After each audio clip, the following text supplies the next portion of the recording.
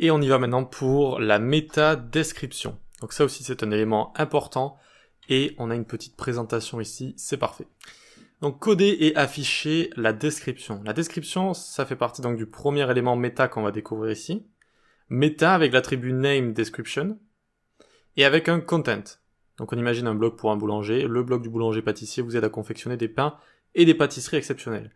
En fait, on va décrire la page. Vous allez me dire, on l'a décrit aussi dans le title. C'est vrai, mais le title est plus concis en général que la description. Et la description ne s'affiche pas au même endroit. Le title, c'est ce que vous allez avoir en bleu ici, c'est le lien. Et la description, c'est ce qui est en dessous. D'accord? Donc jusqu'à... alors c'était jusqu'à... Je crois que c'était jusqu'en 2012-2013.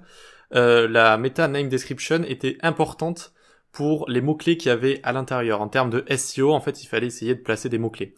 C'était peut-être 2009, ouais. Peut-être même 2009, je dirais. C'était à partir de 2009 que ça devient moins important.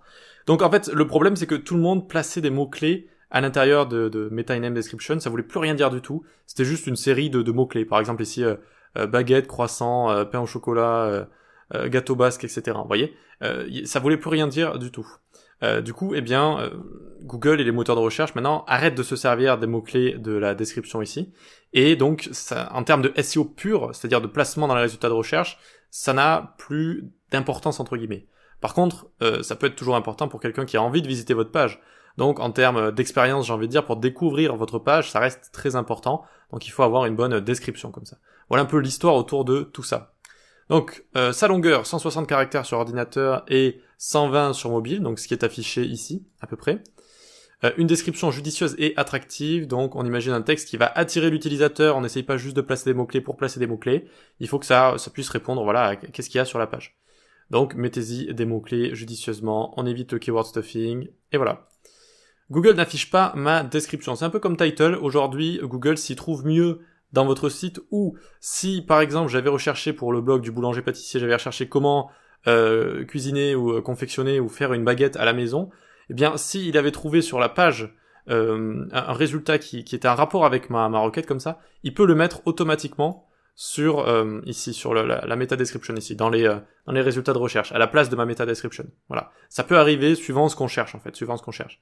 Est-ce que ça veut dire qu'il faut arrêter de mettre des meta descriptions? Non, on en met une de base déjà si on cherche notre site de base, comme si je cherche Marie-Claire par exemple de base sur le web, ça va probablement m'afficher la meta description.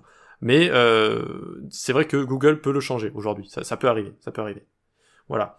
Donc une fois qu'on a vu ça, hop. On va voir un petit peu, encore une fois, hein, donc par exemple, Marmiton, par exemple, je sais que c'est un site qui propose des recettes. Donc vous voyez, on le voit là, juste ici, toutes ces recettes de cuisine, etc., etc. Et puis donc, imaginons je cherche quelque chose. Cuisiner une ratatouille. Et là, je vais avoir à chaque fois, hop là, tout ce qui est ici, ça va être description. Vous voyez ? Ce genre de choses. Et donc là, par exemple, à mon avis, vous voyez que je vois directement ingrédients ici. C'est un petit peu bizarre. Ça m'étonnerait que Ricardo Cuisine, il l'ait mis directement dans la description. Voyons voir, peut-être que je me trompe pas. Donc clic droit inspecter encore une fois, je vais dans la partie Elements, je fais CTRL F et je regarde Meta.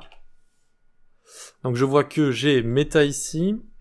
Voyons voir si j'ai Name est égal Description. Ah, j'ai pas de meta name description. Ça, c'est mauvais. Hein. Il faut éviter de ne pas avoir justement de meta description. Il faut en faire une. Donc, il n'y a pas de meta description ici, vous voyez. Ah, si, elle est là, tiens. Bah, pourquoi il me l'a pas trouvé? Regardez, j'ai écrit name est égal description. Et là, il y a écrit quoi, là? Il y a écrit name est égal description. Bizarre. En tout cas, on voit ici que name description, c'est recette de Ricardo de ratatouille. Et ici, on n'a pas recette de Ricardo de ratatouille. Donc Google a trouvé plus judicieux de commencer à me montrer les ingrédients, ce qui est pas mal entre nous, parce que si on commence à lire les ingrédients, on se dit ah oui, ok, donc c'est bon, il y a déjà la liste d'ingrédients et tout, on est parti, on va pouvoir directement cliquer dessus en fait. Donc ça peut donner envie, c'est vrai. Donc vous voyez que ça peut arriver, donc Google aujourd'hui peut remplacer ce genre de choses. Voilà, ça peut remplacer la meta description. Voilà pour ça, donc c'est quelque chose d'important et relativement simple à faire. On vient ici, on fait meta. Donc là, il nous propose description. Et donc du coup, ici, alors on va retrouver des centaines de tutoriels autour du CSS.